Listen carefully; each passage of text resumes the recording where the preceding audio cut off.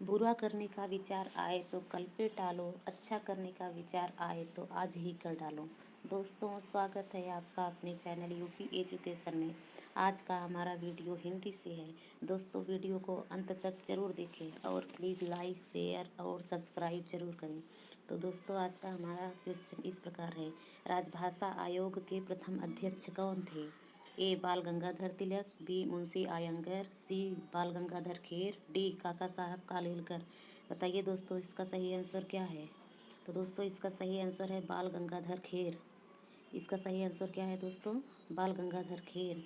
हमारा अगला क्वेश्चन है, टकसाली भाषा कहते हैं। टकसाली भाषा किसे कहते हैं?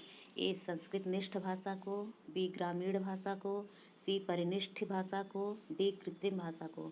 तो इसका सही आंसर है दोस्तों, आंसर ए संस्कृत निष्ठ भाषा को।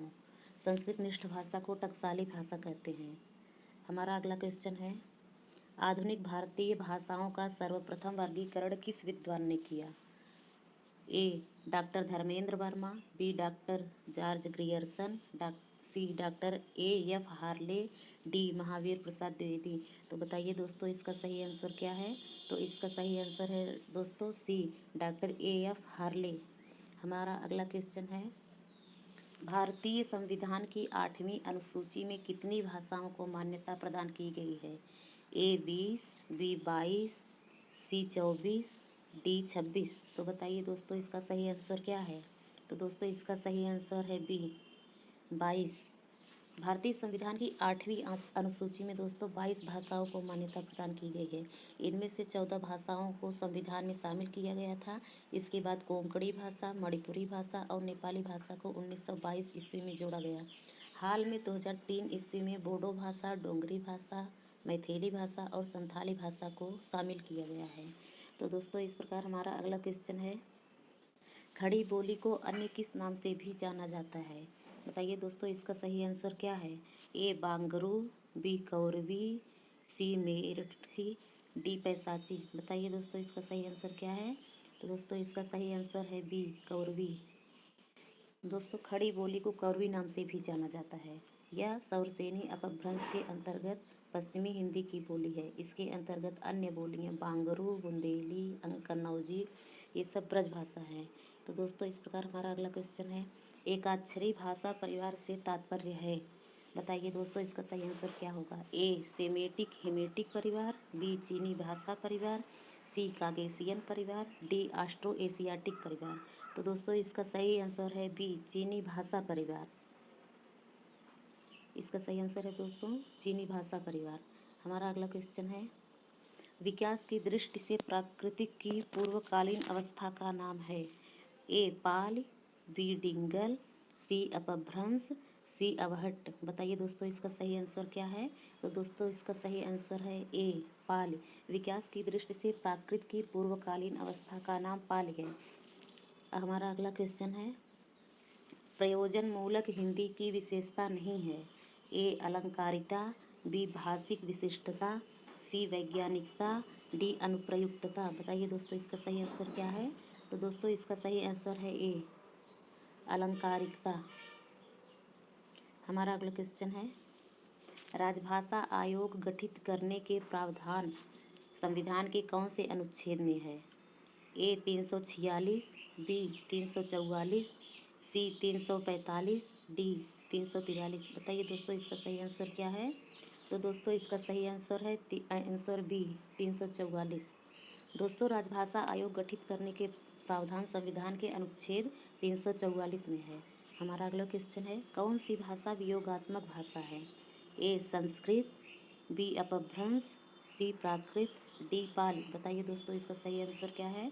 तो दोस्तों, इसका सही आंसर है बी अपभ्रंश। अपभ्रंश भाषा वियोगात्मक भाषा है। आकृति और रूप की दृष्टि से अपभ्रंश तथा हिंदी वियोगात्मक या विश्लिष्ट भाषा है, जबकि संस्कृत पाली प्राकृत संयोगात्मक भाषा है।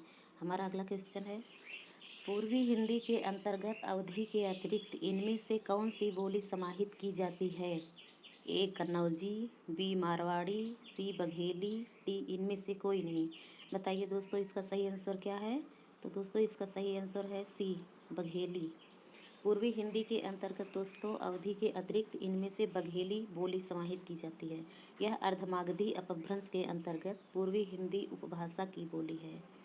इसमें अवधी, बघेली, छत्तीसगढ़ी आदि आते हैं। हमारा अगला क्वेश्चन है, भारतीय संविधान में अंकों के किस रूप को स्वीकार किया गया है? ए भारतीय अंकों को, बी भारतीय अंकों के अंतर्राष्ट्रीय रूप को, सी भारतीय मूल के अरबी के अंतर्राष्ट्रीय रूप को, डी उपर्युक्त सभी को। बताइए दोस्तों इसका सही आंसर क्या है? तो दोस्तों इसका सही आंसर है भारतीय अंकों के अंतर्राष्ट्रीय रूप को। भारतीय संविधान ने भारतीय अंकों के अंतर्राष्ट्रीय रूप को स्वीकार किया है दोस्तों। अनुच्छेद 343 में उल्लेख किया गया है कि संघ की राजभाषा हिंदी और लिपि देवनागरी ही होगी तथा अंकों का प्रयोग वही रहेगा जो अंतर्राष्ट्रीय स्तर पर प्रचलित है।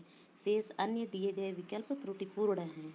हमारा अगला क्वेश्चन है, संविधान का कौन सा अनुच्छेद कहता है कि राज्य और केंद्र के बीच तथा दो राज्यों के बीच पत्र आदि संघ की राजभाषा में किया जाएगा?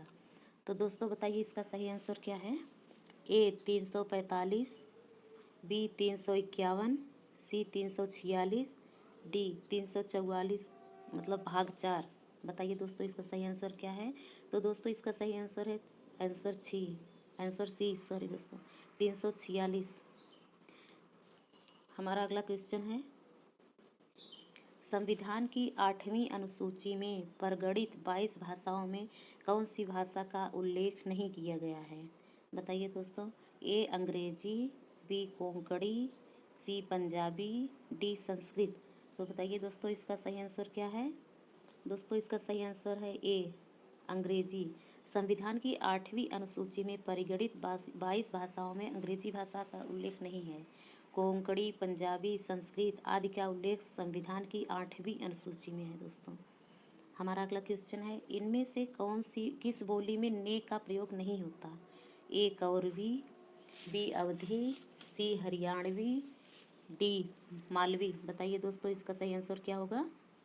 तो दोस्तों इसका सही आंसर है आंसर बी अवधी बोली में ने का प्रयोग नहीं होता, जबकि कौरवी, हरियाणवी और मालवी में ने का प्रयोग किया जाता है। अवधी बोली का विकास अर्धमागधी अपभ्रंश से जन्मी पूर्वी हिंदी से हुआ है। इसके अंतर्गत 3 बोलियां आती हैं, अवधी, बघेली और छत्तीसगढ़ी। इस प्रकार हमारा दोस्तों अगला क्वेश्चन है, भाषा के संबंध में कौन सा कथन गलत है? भाषा प्रतीक व्यवस्था है, बी भाषा अनुकरण से सीखी जाती है, सी भाषा में प्रयुक्त शब्दों तथा उनके अर्थ का संबंध प्राकृतिक है, डी भाषा व्यवहार सामाजिक है। बताइए दोस्तों इसका सही आंसर क्या है? तो दोस्तों इसका सही आंसर है सी भाषा के संबंध में भाषा में प्रयुक्त शब्दों तथा उनके अर्थ का संबंध प्राकृतिक है। यह कथन गलत है। भाषा प्रतीक व्यवस्था है, भाषा अनुकरण से सीखी जाती है, भाषा व्यवहार सामाजिक है। यह सभी कथन भाषा के संबंध में सही हैं, जबकि आंसर सी जो है ये गलत है। भाषा में प्रयुक्त शब्दों तथा उनके अर्थ का संबंध प्राकृतिक है, ये गलत है, बाकी तीनों सही हैं। हमारा अगला क्वेश्चन है, बिहार की तीनों सॉरी दोस्तों ये गलत हो गया है, बोलियों का एक वर्ग बनाकर बिहारी नाम किसने दिया? ए ग्रियर्सन, बी सुनीत कुमार चटर्जी, सी भोलानाथ तिवारी, डी धीरेन्द्र वर्मा। तो बताइए दोस्तों इसका सही आंसर क्या होगा? इसका सही आंसर है ए ग्रियर्सन। बिहार की तीनों बोलियों का एक वर्ग बनाकर बिहारी नाम ग्रियर्सन ने दिया। ग्रियर्सन ने पहली बार लिंग्विस्टिक सर्वे ऑफ इंडिया में वर्तमान उत्तरी बिहार तथा दक्षिण पश्चिमी उत्तर प्रदेश में बोली जाने वाली भाषाओं के सम्मिलित स्वरूप जो वहाँ की क्षेत्रीय हिंदी में परिलक्षित होता है उसे बिहारी नाम दिया गया है। हमारा अगला क्वेश्चन है दोस्तों, अपभ्रंश एवं ब्रजभाषा के योग से कौन सी भाषा बनती है? ए पिंगल, डी डिंगल, सी अवधी, डी अवहट। बताइए दोस्तों इसका सही आंसर क्या है? तो दोस्तों इसका सही आंसर है ए पिंगल। अपभ्रंश एवं ब्रजभाषा के योग से पिंगल भाषा बनती है, जबकि अपभ्रंश एवं राजस्थानी के योग से डिंगल भाषा बनती है। अवधी पूर्वी हिंदी की बोली है। अपभ्रंश के उत्तरकाली अवस्था का नाम अवहट है। हमारा अगला क्वेश्चन है दोस्तों, देवनागरी लिपि में लिखी जाने वाली भाषा नहीं है। ए असमिया, बी संस्कृत, सी हिंदी, डी नेपाली। बताइए दोस्तों इसका सही आंसर क्या है? तो दोस्तों इसका सही आंसर है ए असमिया। असमिया देवनागरी लिपि में लिखी जाने वाली भाषा नहीं है। असमी का अपनी लिपि बंगला है। इसकी मुख्य बोली विष्णुपुरिया है। संस्कृत, हिंदी, नेपाली देवनागरी लिपि में लिखी जाने वाली भाषा है। दोस्तों हमारा अगला क्वेश्चन है, देवनागरी का सर्वप्रथम प्रयोग किसके शिलालेख में हुआ है? बताइए दोस्तों इसका सही आंसर क्या है? ए अशोक मौर्य, बी चंद्रगुप्त, सी हर्षवर्धन, डी जयहट्ट। बताइए दोस्तों इसका सही आंसर क्या है? तो दोस्तों इसका सही आंसर है डी जयहट्ट। जब भी आप लोग सोच रहे होंगे कि अशोक मौर्य हैं। देवनागरी का सर्वप्रथम प्रयोग जयहट्ट के शिलालेख में हुआ है। देवनागरी लिपि के जड़ें प्राचीन ब्राह्मी परिवार में हैं। गुजरात के कुछ शिलालेखों की अपलिपि जो प्रथम शताब्दी से चौथी शताब्दी के बीच है, नागरी लिपि से बहुत मेल खाती है। इस प्रकार दोस्तों हमारा सही आंसर है डी जयहट्ट। हमारा अगला क्वेश्चन है, भाषा वह साधन है जिसके द्वारा मनुष्य अपने विचार दूसरों पर भली भांति प्रकट कर सकता है। यह किसने कहा है? ए Ramchandra Shukla, B John Gilchrist, सी कामता प्रसाद गुरु, डी जॉर्ज ग्रियर्सन। तो बताइए दोस्तों इसका सही आंसर क्या होगा? दोस्तों इसका सही आंसर है कामता प्रसाद गुरु। कामता प्रसाद गुरु ने कहा है कि भाषा वह साधन है जिसके द्वारा मनुष्य अपने विचार दूसरों पर भली भांति प्रकट कर सकता है। इस प्रकार दोस्तों हमारा अगला क्वेश्चन है, भाषा शब्द किस धातु से बना है? ए भस, बी भास, सी दस, डी अस। तो दोस्तों इसका सही आंसर है बी भास। दोस्तों इसका सही आंसर बी है भास। भाषा शब्द भास धातु से बना है। इसका अर्थ है वाणी को व्यक्त करना। इसके द्वारा मनुष्य के भाव, विचार और भावनाओं को व्यक्त किया जाता है। हिंदी के भाषा वैज्ञानिक ने भाषा के बहुत से रूप बताए हैं। हमारा अगला क्वेश्चन है दोस्तों, हिंदी पर सामाजिक संस्कृति के वहन का दायित्व संविधान के किस अनुच्छेद में निर्धारित है? बताइए दोस्तों इसका सही आंसर क्या होगा? ए 343, बी 348, सी 349, डी 351। तो इसका सही आंसर क्या है?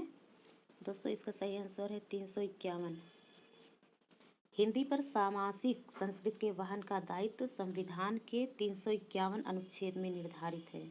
दोस्तों हमारा अगला क्वेश्चन है, राजभाषा से क्या अभिप्राय है? ए सरकारी कार्यालयों की भाषा, बी राज्य में बोलचाल की भाषा, सी राष्ट्रभाषा, डी संविधान की भाषा। इसका सही आंसर क्या है? तो दोस्तों इसका सही आंसर है ए सरकारी कार्यालयों की भाषा। राजभाषा से अभिप्राय है सरकारी कार्यालयों की भाषा। भारतीय संविधान द्वारा राजभाषा का गौरव हिंदी भाषा को प्राप्त है। हमारा अगला क्वेश्चन है, निम्नलिखित में से भाषा के संदर्भ में अपभ्रंश शब्द का प्रयोग कब से आरंभ हुआ? 11वीं शताब्दी, 9वीं शताब्दी, 10वीं शताब्दी, 6वीं शताब्दी। तो इसका सही आंसर क्या है? दोस्तों इसका सही आंसर है डी 6वीं शताब्दी। भाषा के संदर्भ में अपभ्रंश शब्द का प्रयोग 6वीं शताब्दी से प्रारंभ हुआ था। हमारा अगला क्वेश्चन है, वर्तमान हिंदी का खड़ी बोली नाम किस कारण पड़ा है? ए इसमें खड़ी मात्रा का प्रयोग अधिक होता है, बी इसका ध्वनि विन्यास कर्कश है, सी इसे खड़े खड़े सीखा जा सकता है, डी इसमें खरी खोटी करने की क्षमता है। दोस्तों बताइए इसका सही आंसर क्या होगा? इसका सही आंसर होगा ए। इसका सही आंसर होगा दोस्तों ए।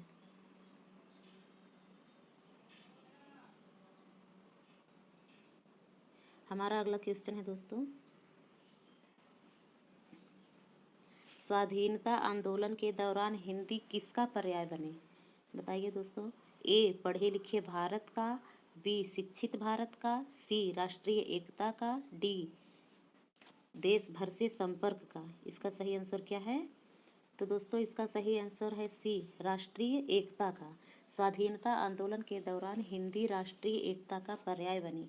प्रमुख स्वतंत्रता सेनानियों ने देश की एकता के लिए हिंदी को हथियार बनाया और स्वतंत्रता आंदोलन को बल दिया। हमारा अगला क्वेश्चन है दोस्तों, वैज्ञानिक तथा तकनीकी साहित्य के प्रणयन हेतु आवश्यक शब्दावली और साहित्य सामग्री निर्माण के लिए भारत सरकार ने 1961 में किस आयोग की स्थापना की? ए वैज्ञानिक और तकनीकी शब्दावली आयोग, बी राजभाषा तकनीकी शब्दावली आयोग, सी वैज्ञानिक ज्ञान आयोग, डी शब्दावली आयोग। तो बताइए इसका सही आंसर क्या होगा दोस्तों। इसका सही आंसर होगा ए वैज्ञानिक और तकनीकी शब्दावली आयोग। वैज्ञानिक तथा तकनीकी साहित्य के प्रणयन हेतु आवश्यक शब्दावली और साहित्य सामग्री निर्माण के लिए भारत सरकार ने सन 1961 ईस्वी में वैज्ञानिक और तकनीकी शब्दावली आयोग की स्थापना की। दोस्तों इस प्रकार हमारा वीडियो समाप्त हुआ। अगर आपको अच्छा लगे तो प्लीज़ लाइक, सब्सक्राइब और शेयर ज़रूर करें तथा वीडियो को अंत तक देखा है। अगर वीडियो अच्छा लगे दोस्तों तो हम इस प्रकार आपको फिर से दूसरा वीडियो प्रोवाइड कराएंगे। थैंक यू दोस्तों।